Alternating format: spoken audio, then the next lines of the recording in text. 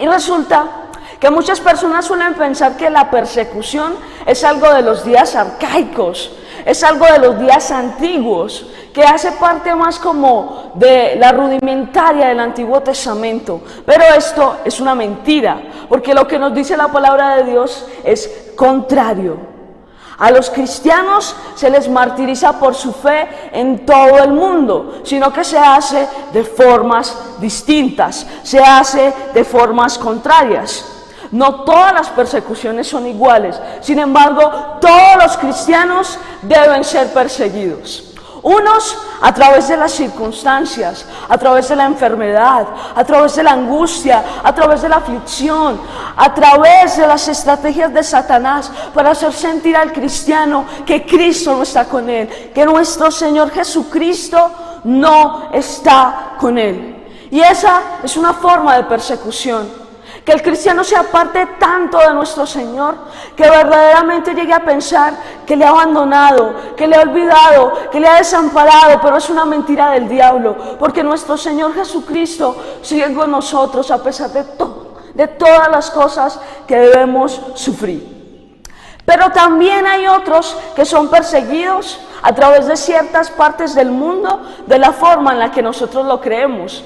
Y es que hay personas que son perseguidas para ser asesinadas, son perseguidas para ser torturadas, son perseguidas para ser martirizadas. Y estas personas se encuentran lejos del conocimiento de la palabra de Dios y se encuentran en una lucha constante en contra de la sociedad.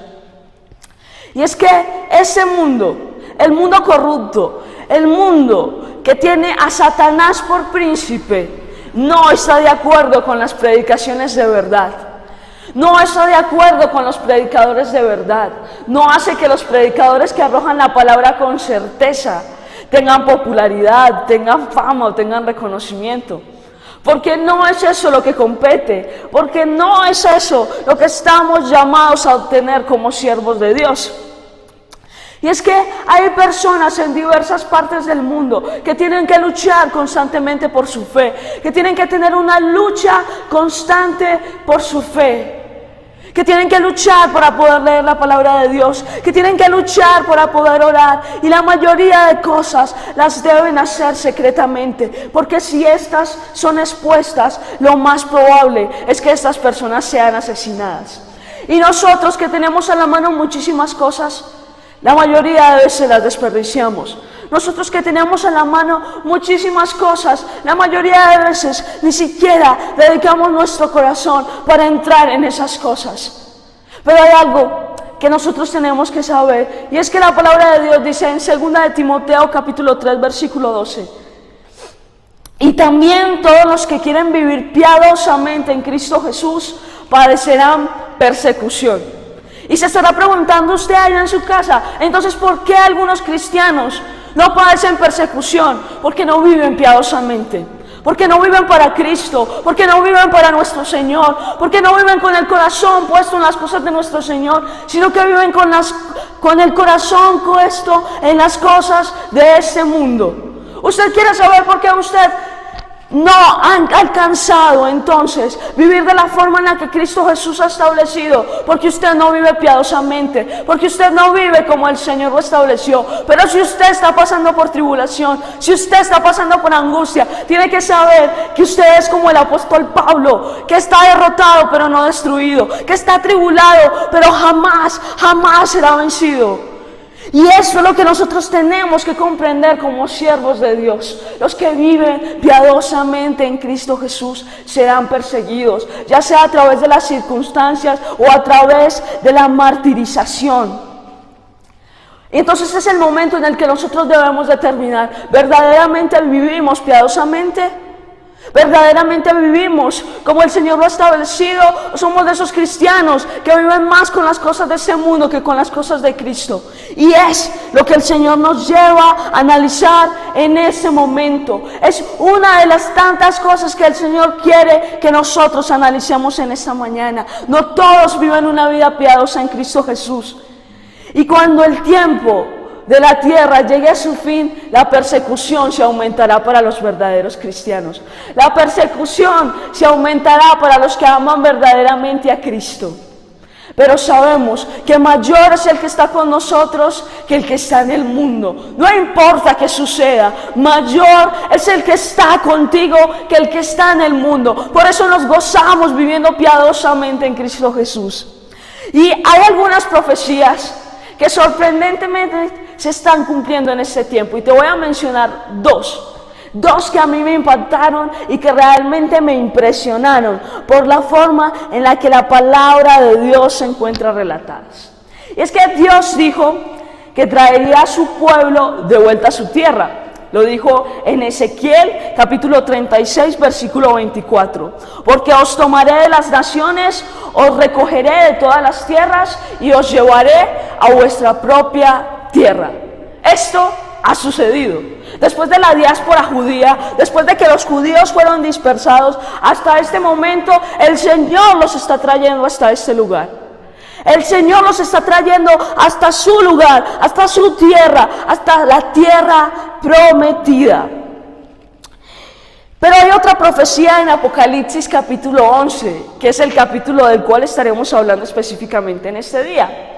Y es bastante curioso, porque es acerca de Jerusalén. Y dice, lo que nos quiere decir es que el templo de Jerusalén será reconstruido.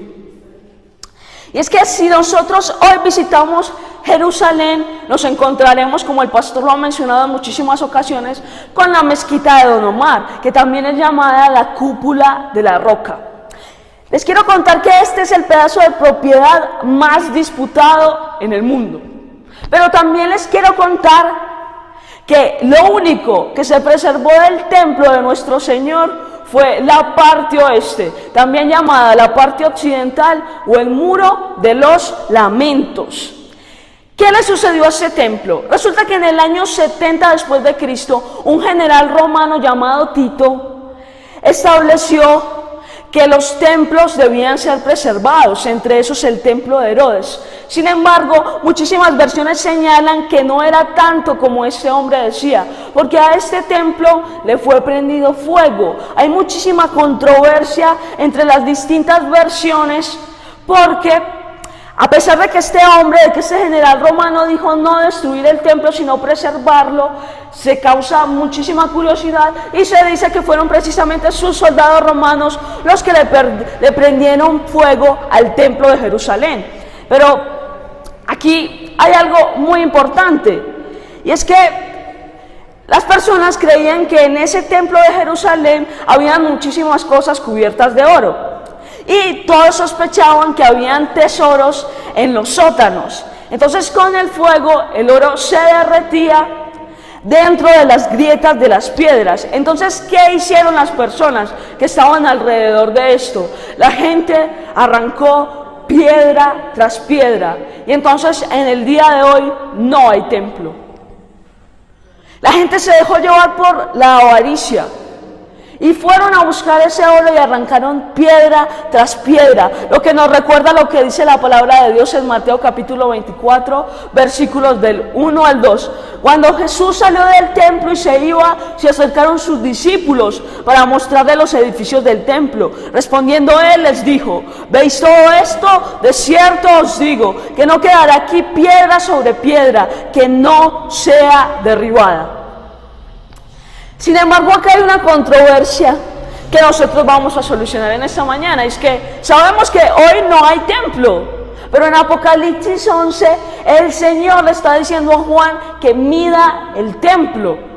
Lo que me parece a mí una tarea muy difícil, porque no hay templo. ¿Qué nos quiere decir esto entonces? Que ese templo será reconstruido. La palabra de Dios en Apocalipsis capítulo 11, versículos del 1 al 2 dice así: entonces me fue dada una caña semejante a una vara de medir, y se me dijo: levántate y mide el templo de Dios, y el altar, y a los que adoran en él, pero el patio que está fuera del templo, déjalo aparte, y no lo midas, porque ha sido entregado a los gentiles, y ellos hollarán la ciudad santa 42 meses.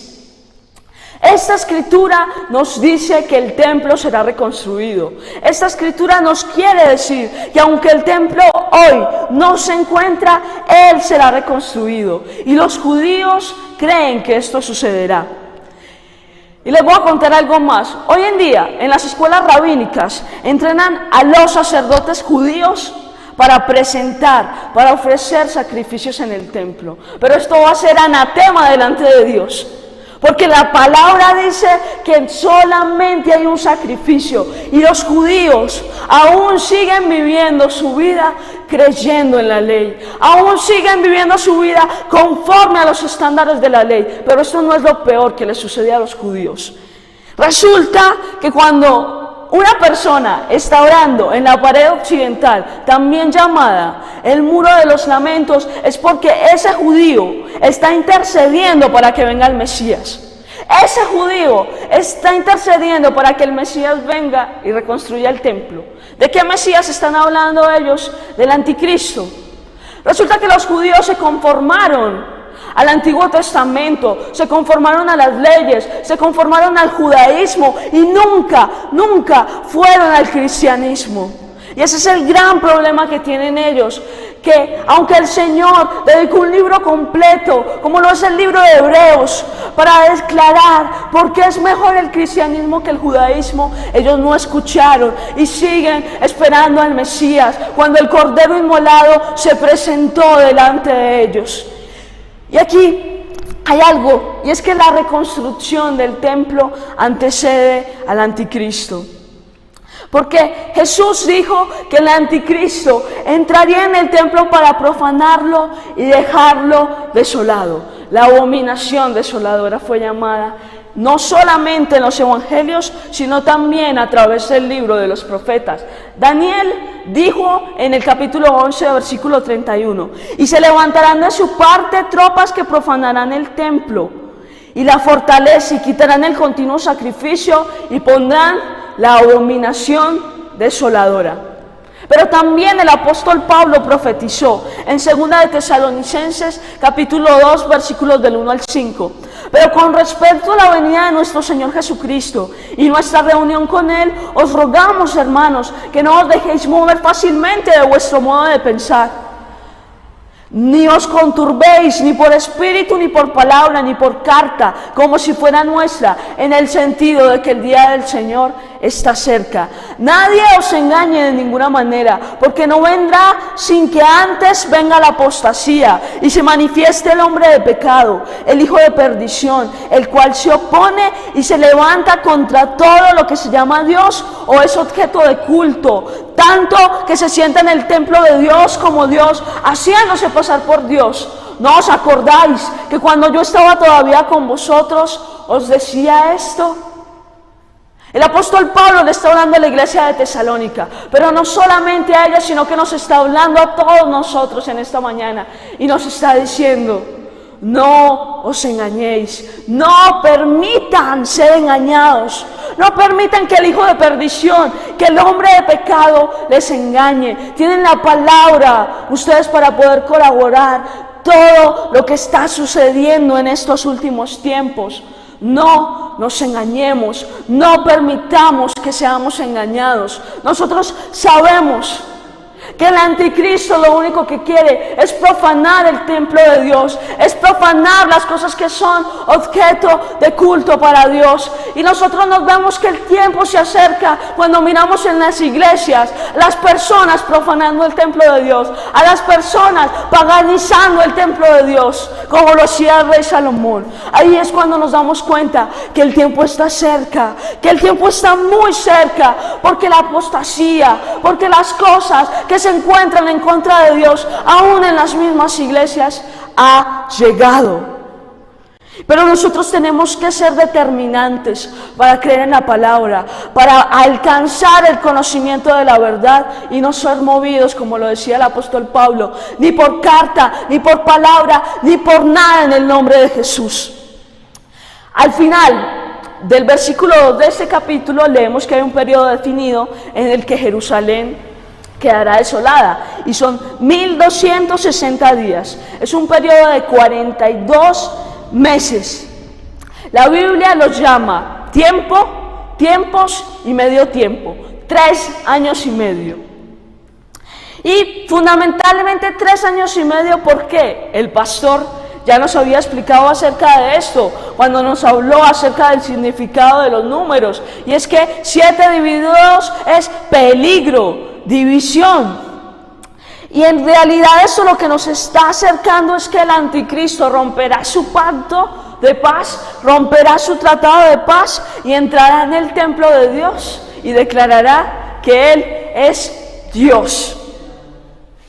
Sin embargo, desde Apocalipsis, versículos 3, 4 del mismo capítulo dice: y daré a mis 2 testigos que profeticen por 1260 días, vestidos de cilicio.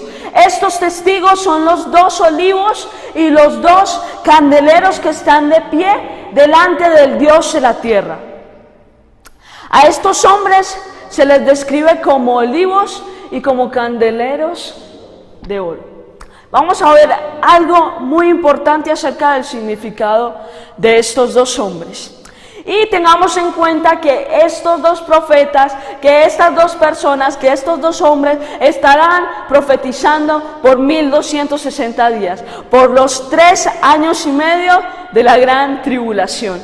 Y el candelero significa luz, mientras que el olivo significa que estos hombres serán fructíferos. Entonces te voy a dar 5 características acerca de los 2 testigos, acerca de los 2 hombres de Dios que se presentarán. Y el primero es que estarán espiritualmente preparados. ¿Cómo sabemos eso? Por la descripción que la palabra nos acaba de dar. Olivos serán fructíferos, candeleros serán la luz del mundo. Y es que el Señor no ha pasado ni un solo tiempo en el que no tenga a sus siervos los profetas, sino lo dice la palabra de Dios en el libro de Amós, capítulo 3, versículo 7.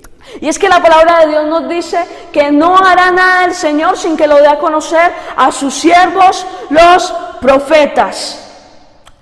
Resulta entonces que estos hombres predicarán la palabra de Dios y serán fructíferos, presentarán a muchas personas el evangelio y muchas personas entonces los escucharán, pero serán la luz del mundo en ese entonces, porque ya se habrá ido la iglesia, porque ya se habrá ido el Espíritu Santo, pero ellos obrarán por el Espíritu Santo, ellos obrarán con el Espíritu Santo, aunque el Espíritu Santo ya no estará para todo el mundo, estará para los hombres de Dios. Pero también hay algo muy importante, y es que estarán vestidos de cilicio. Y es que las vestimentas sin gracia que la gente usaba en los tiempos bíblicos de cilicio las utilizaban cuando estaban de duelo y con angustia. Y si nosotros predicamos juicio, debemos hacerlo con el cilicio en nuestro corazón. Debemos hacerlo con la pena en nuestro corazón. Yo te digo algo, multitud tras multitud marchan en ese momento hacia el infierno. Pero ¿qué estás haciendo tú para que eso no suceda? ¿Qué es verdaderamente lo que estás haciendo tú para que eso no acontezca? ¿Verdaderamente tienes el corazón roto cuando ves un alma perderse? ¿Verdaderamente sientes el dolor que sintió también Cristo Jesús? Porque eso es lo que nos dice la palabra de Dios. Que nosotros estemos en un mismo sentir con nuestro Señor. Tenemos nosotros entonces ese mismo sentir cuando vemos millones y millones de personas perderse e ir al infierno. Tenemos nosotros esa sensación de desolación cuando miramos a las personas entonces ir al lugar al cual Dios nos diseñó para que fueran enviados. Nuestros corazones tienen que morir de pena cuando nos damos cuenta que tan solo un alma se pierde. Pero ni siquiera predicamos el evangelio, ni siquiera entramos a mostrarle a las demás personas que nuestro Señor Jesucristo está con nosotros. Damos mal testimonio, emprendemos cosas que tal vez no terminamos, y ahí es cuando las personas dicen: yo no quiero ser cristiano. Pero el Señor nos llama en esa mañana a que nosotros seamos verdaderos testigos de Jesucristo, a que nosotros seamos como los 2 testigos que aparecerán en los últimos tiempos. Tienen que ser una representación de lo que nosotros tenemos que ser en este tiempo. Y entonces que el Señor nos pueda ayudar para que verdaderamente nosotros podamos conducir a las multitudes que van hacia el infierno, hacia el reino de los cielos. A eso fuimos llamados, es nuestra gran comisión, pero ni siquiera, muchos cristianos ni siquiera pueden salir con una Biblia bajo el brazo. Entonces, ¿qué podemos esperar de una predicación? ¿Qué podemos esperar entonces de las personas que ni siquiera se han levantado para decir que son seguidores de Cristo? Esa es la persecución, esa es la tribulación, y si no la podemos superar en una dimensión tan pequeña, entonces no estamos preparados para ser seguidores de Cristo. Segundo punto, tendrán una protección soberana. Dice la palabra de Dios en Apocalipsis capítulo 11, versículo 5. Si alguno quiere dañarles, sale fuego de la boca de ellos y devora a sus enemigos. Y si alguno quiere hacerles daño, debe morir él de la misma manera. Tendrán una protección soberana. Si alguno quiere dañarlos, sale fuego de la boca de ellos. Y a usted le parecerá sorprendente eso, pero no es lejano a lo que el Señor nos entregó a nosotros. Leamos entonces lo que dice la palabra de Dios en el libro de Lucas, capítulo 9, versículo 1. Habiendo reunido a sus 12 discípulos, les dio poder y autoridad sobre todos los demonios y para sanar enfermedades. Pero también dice la palabra de Dios en Lucas capítulo 10, versículo 19. He aquí os doy potestad de hollar serpientes y escorpiones y sobre toda fuerza del enemigo, y nada os dañará. Es sorprendente lo que está diciendo la palabra de Dios acerca de estos dos profetas. Verdaderamente tendrán una protección soberana. Sin embargo, nosotros tenemos que tener en cuenta que lo que nosotros tenemos, que lo que a nosotros nos ha sido dado, es igual que lo que fue dado a ellos. Nosotros tenemos autoridad como hijos de Dios. Nosotros somos más que vencedores en Cristo Jesús. Nosotros tenemos la potestad de hollar serpientes, tenemos la potestad de verdaderamente entrar y dar dominio sobre el reino de las tinieblas, no por lo que nosotros somos, sino por el que está en nosotros. No por lo que nosotros hemos hecho, sino por lo que Cristo hizo, porque Él colocó en medio de la cruz el acta de decretos que estaba en contra de nosotros y los exhibió públicamente a principados, potestades, dominios, gobernadores de tinieblas y huestes celestiales de maldad. Y hoy somos victoriosos en Cristo Jesús, y hoy sabemos que Él va delante de nosotros como poderoso gigante, protegiéndonos y cuidándonos a cada uno de nosotros en el nombre de Jesús. La autoridad que le fue dada a los dos testigos también nos ha sido dada a nosotros, y también sale fuego de la boca de los que siguen al Señor cuando verdaderamente estamos en peligro, porque el Señor no nos ha dejado desamparados. La autoridad que tienen ellos la tenemos nosotros, pero tenemos que emplearla en el nombre de Jesús. Pero también nos dice la palabra de Dios que ellos pueden hacer algo más. Y dice en el versículo 6, estos tienen poder para cerrar el cielo, a fin de que no lluevan los días de su profecía. Y tienen poder sobre las aguas para convertirlas en sangre, y para herir la tierra con toda plaga cuantas veces quieran. Y hay dos espíritus que estamos viendo aquí. Estos dos hombres tendrán el espíritu del profeta Elías y del profeta Moisés. Y cuando pensamos en ellos, vemos la representación de dos cosas. Lo podemos ver en la transfiguración, cuando Moisés y Elías se presentaron delante de Jesús. Y nos dimos cuenta entonces que Elías representaba a los profetas, mientras que Moisés representaba la ley. ¿Cómo podemos afirmar esto? A fin de que no llueva en los días de su profecía. ¿Quién pudo cerrar los cielos? El profeta Elías. ¿Quién tiene poder sobre las aguas para convertirlas en sangre y para herir la tierra con toda plaga? El profeta Moisés. Entonces vemos la representación de la ley y de los profetas. Entonces estos dos hombres tendrán el espíritu del profeta Elías y el espíritu del profeta Moisés. ¿Y cuál es la finalidad de la ley y los profetas? ¿Cuál es la finalidad del Antiguo Testamento? Testificar acerca de Jesucristo. Y esto es lo que los judíos no han podido entender, que toda la Biblia tiene en el centro a Jesucristo, que el corazón de la Biblia es Jesucristo. Si nosotros no encontramos a Jesucristo en la Biblia, entonces debemos volver a ella en el nombre de Jesús, porque a Él es el que nos estuvo señalando Dios a través de todas las Escrituras. Y esos dos profetas entonces vendrán en estos dos espíritus. Y pues entonces testificarán acerca de Cristo. Por eso lo llamamos los dos testigos. ¿Cuál es nuestra función como cristianos? Testificar acerca de Cristo.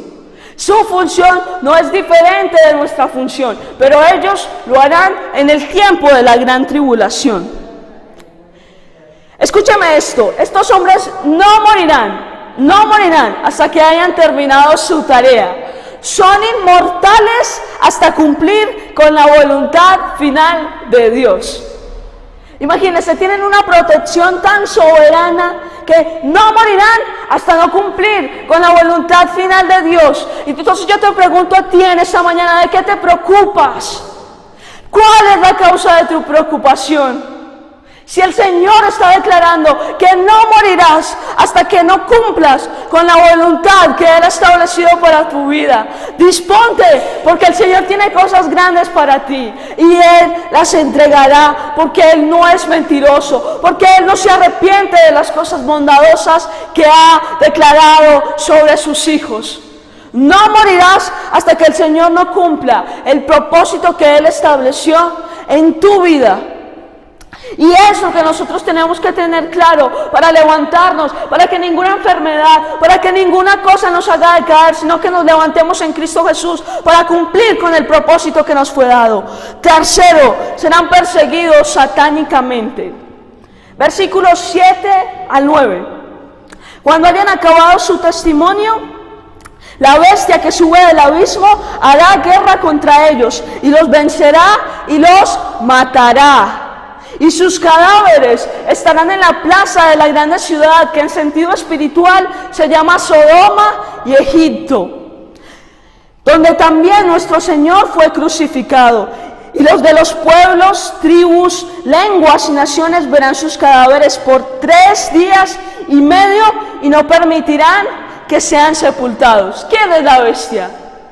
Es llamado hijo de perdición, es llamado hombre de pecado, es llamado maligno, es llamado cuerno pequeño. Hemos hablado muchísimo acerca de la bestia en este tiempo, pero podemos concluir que es el anticristo, el que se sentará en el trono de Dios y se autoproclamará como Dios, haciéndose pasar por Dios.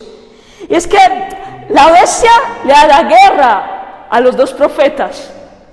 La bestia le hará guerra a estos dos hombres porque predican acerca de la palabra de Dios. ¿Usted sabe por qué Satanás no le hace guerra a las personas que no viven piadosamente? Porque no representan ningún peligro para el reino de las tinieblas. Una persona que no vive piadosamente no representa ningún peligro para el reino de las tinieblas. Es como el que está en el mundo. Es como el que no conoce de Cristo. Sin embargo, la palabra de Dios nos está diciendo que la bestia le hará guerra a estos dos profetas. ¿Por qué? Porque ellos predicarán la palabra de Dios. Porque ellos harán volverse a muchas personas de sus malos caminos. Pero nosotros, ¿cuánto hemos dispuesto de nuestro corazón para hacer volver a las personas que están allá afuera de sus malos caminos? ¿Cuánto hemos dispuesto de nosotros para luchar ante el mundo corrupto y verdaderamente presentar a Cristo Jesús? Y el Señor nos quiere cuestionar qué tan testigos somos nosotros, qué tan testigo eres tú, qué tan testiga soy yo delante de Cristo Jesús, qué tanto podemos proclamar acerca de Él. Y preste mucha atención porque la palabra de Dios dice que el anticristo los matará. Y yo le acabo de decir que una persona es inmortal hasta que cumpla la voluntad de Dios. Entonces usted se estará preguntando, bueno, y si eran inmortales, entonces ¿por qué los mató? Entonces prestemos atención a lo que acá está diciendo al inicio.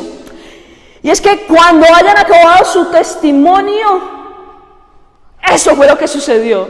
Ellos fueron enviados para dar testimonio. Ellos fueron enviados para ser testigos. Y en cuanto acabaron su testimonio, en cuanto acabaron con su propósito, la bestia entonces los pudo matar. Antes no tuvo autorización, antes no tuvo permiso, porque nada hace Satanás sin el permiso y la autorización de Cristo. Porque nada hace el enemigo sin que verdaderamente el Señor lo haya autorizado, sin que verdaderamente el Señor lo tenga en su plan soberano. Y es que su testimonio entonces termina en la muerte. Y usted dirá, pero eso es muy injusto. Y no es real, no es nada lejano a lo que hemos visto. El apóstol Pablo, el mejor de los apóstoles, si me preguntan a mí, fue uno de los misioneros más grandes que jamás había existido. Sin embargo, cuando terminó su propósito, cuando dijo, he terminado la carrera, le cortaron la cabeza. No es nada lejano a lo que hemos visto. Cuando Jesús dijo, consumado es, entonces fue crucificado. Cuando Jesús dijo, consumado es, entonces murió, y dice la palabra de Dios que entregó su espíritu. Pero antes no hubiera podido suceder. Satanás no hubiera podido matar a Cristo de otra manera si no fuera por la voluntad de Dios. Satanás no hubiera podido matar al apóstol Pablo si Dios no lo hubiera permitido. Porque muchísimas veces Satanás trató de hacerlo, pero no pudo. No pudo, porque nuestro Señor es soberano, porque nuestro Señor es supremo y Él tiene el control del universo. Lo que a usted le está pasando, si no es por causa del pecado, es la voluntad soberana de Dios y Él tiene el control del universo. Si Él permitió que eso sucediera y su causa no es el pecado, es porque grandes cosas va a hacer Dios a través de eso. Y les voy a contar algo acerca de un hombre que se llamaba Joseph. Y resulta que este hombre, por predicar la palabra, unos comunistas le enviaron un mensaje que decía, Joseph, si no accedes a nuestras exigencias, te mataremos. Y resulta que este hombre respondió, antes de que me maten, quiero decir que su arma principal es matar, pero mi arma principal es morir. Imagínense lo que este hombre respondió. Su arma principal es matar, pero la mía es morir. Y entonces todos se comenzaron a preguntar, bueno, ¿y ese hombre por qué está diciendo esto? Entonces él le respondió, si me matan, salpicarán cada sermón que jamás haya predicado con mi sangre, cada libro que jamás haya escrito con mi sangre. Y la gente sabrá que amé al Señor lo suficiente como para morir por Él. Por lo tanto, su principal arma es matar, pero la mía es morir. Quiero advertirles que si ustedes usan su arma, yo usaré la mía. Se fueron diciendo, déjenlo solo porque ese hombre está loco. Y resulta que este hombre lo que estaba diciendo, si ustedes me matan, aunque yo no haya predicado ningún sermón, aunque yo no haya verdaderamente escrito nada acerca de nuestro Señor Jesucristo, estaré dando testimonio de Él y le estaré diciendo al mundo que amaba tanto a mi Señor como para poder morir por Él, como para poder morir completamente a mí y declarar que Cristo está vivo, declarar que Cristo existe y que Él es el Rey de Reyes y el Señor de Señores. A pesar de que la muerte de esos profetas catapultará al anticristo para que él pueda tener mucha más fama y reconocimiento, la muerte de estos profetas no será en vano. La muerte de estos profetas no quiere decir que el anticristo ha sido superior a los profetas, que el anticristo ha sido superior a Dios porque ha permitido su muerte, porque vamos a ver más adelante, en un punto más adelante, que Dios se glorificó a través de esto. Entonces, dice la palabra de Dios que todas las personas verán cuando estos dos profetas mueran, cuando estos dos testigos mueran.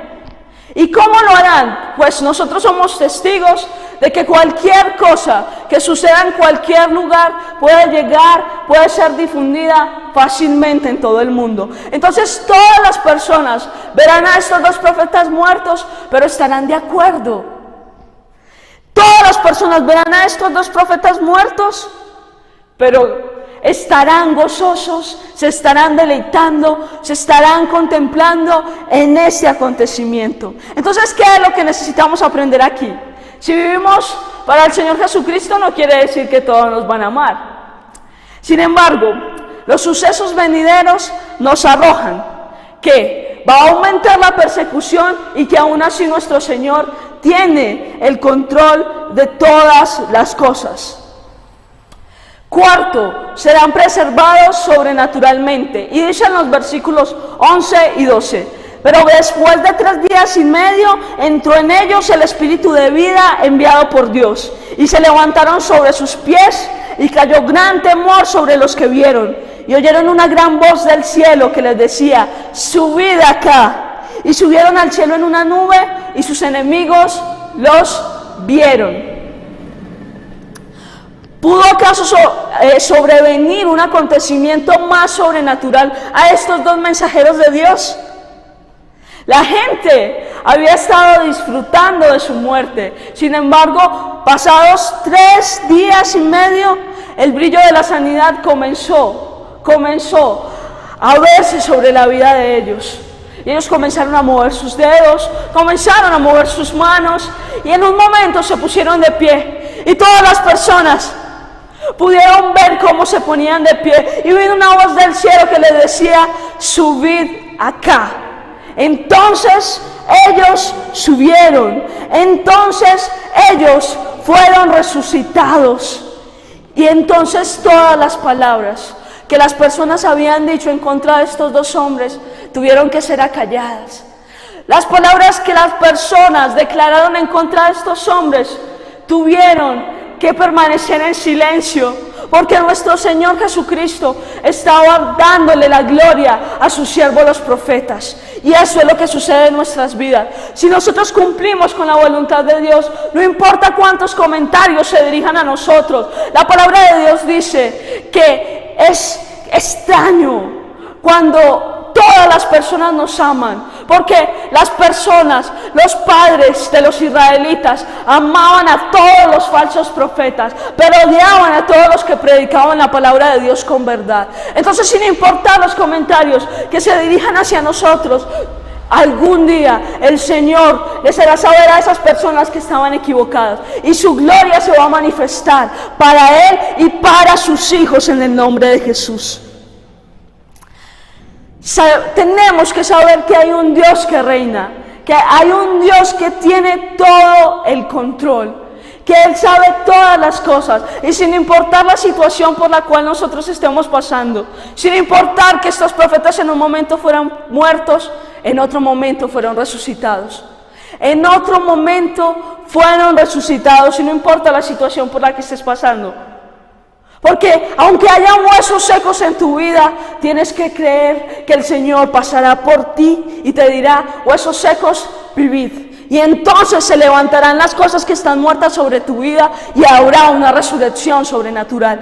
Quinto punto para terminar: habrán profetizado exitosamente.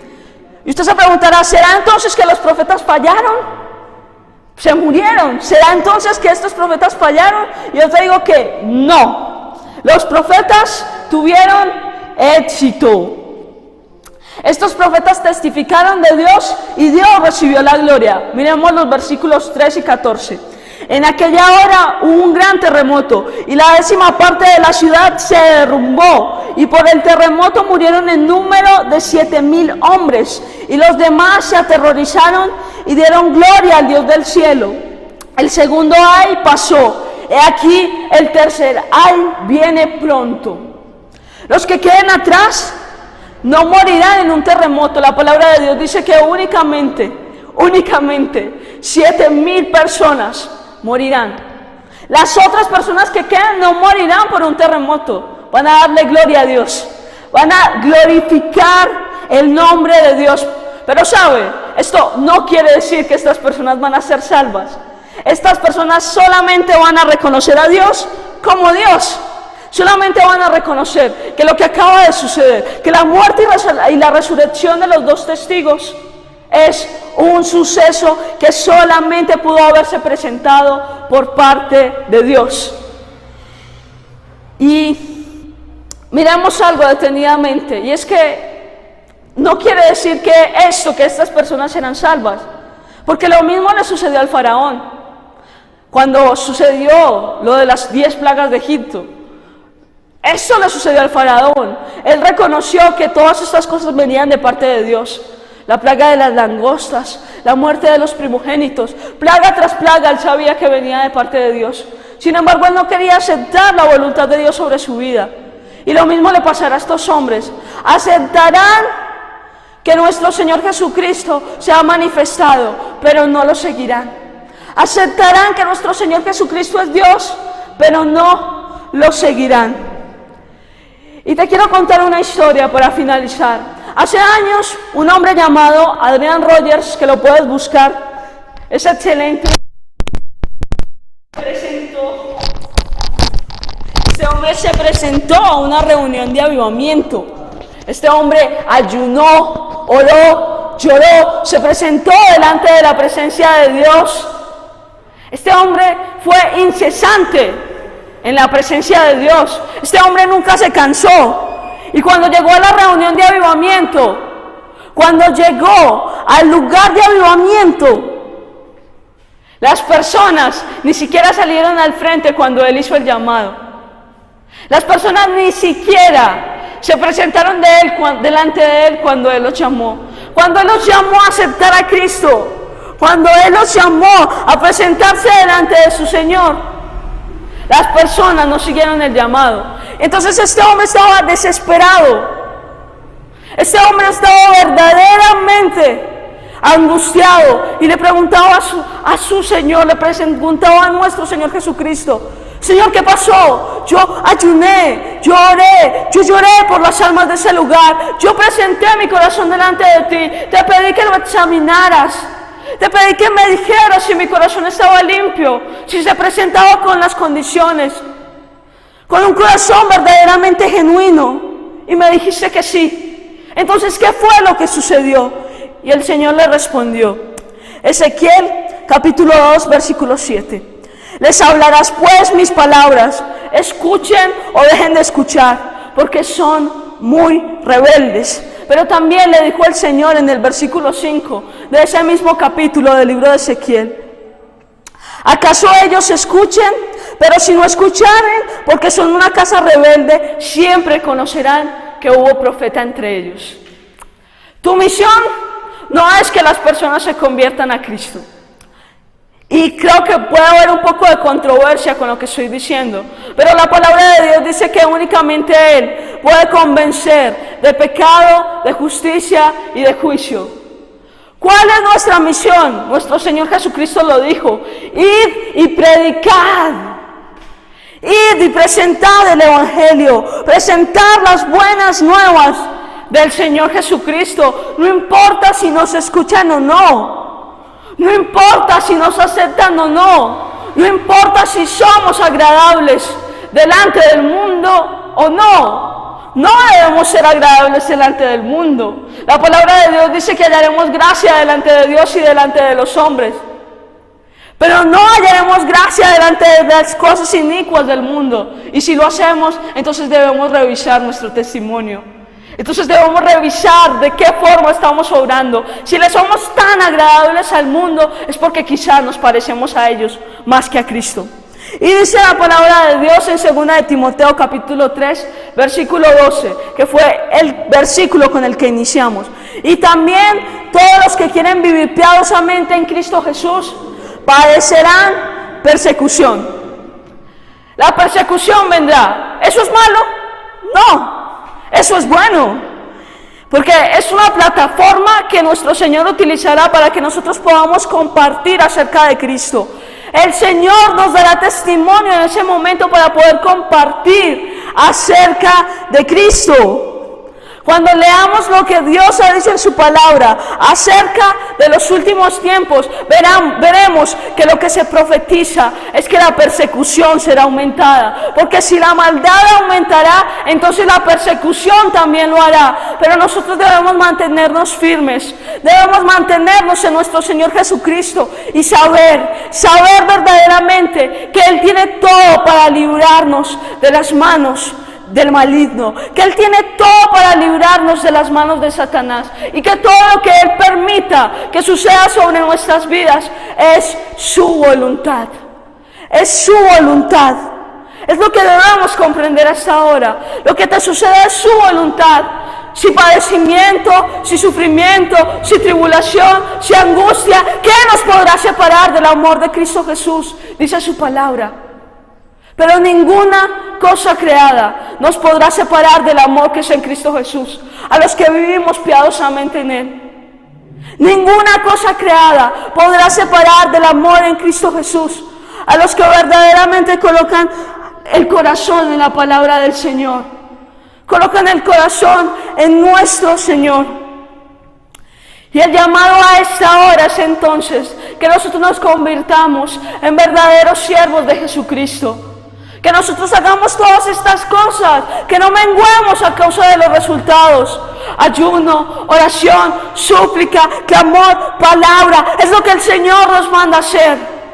Es lo que el Señor nos está llamando a hacer delante de sí. Pero si nosotros entonces nos detenemos, no vivimos piadosamente y listo, no padeceremos persecución. Pero ¿de qué manera entonces estamos viviendo? ¿De qué manera entonces estamos llegando a las otras personas? Yo no sé qué piensan ustedes, pero lo más importante es vivir para Cristo. Lo más importante es entregar nuestra eternidad a nuestro Señor Jesucristo. Vivir piadosamente es a lo que hemos sido llamados, y a dirigir a los que se encuentran yendo hacia el infierno, hacia el reino de los cielos. A dirigir a los que se encuentran yendo hacia el infierno, a vivir una eternidad en el infierno. No sé si no lo podemos comprender. El significado de una eternidad en el infierno, el significado de una eternidad sin Cristo, separados de Cristo. Y entonces colocar nuestros corazones en pos de esas almas que se pierden. Cuando salimos, lo que más vemos somos personas que se pierden. No encontramos más salvos que perdidos. No encontramos más amadores de Cristo que amadores de sí mismos. Y ese es el mensaje de nuestro Señor. Dirijamos nuestro corazón hacia nuestro Señor y vivamos piadosamente en Cristo Jesús. Vivamos piadosamente para que entonces todas las cosas puedan ser transformadas en su amor.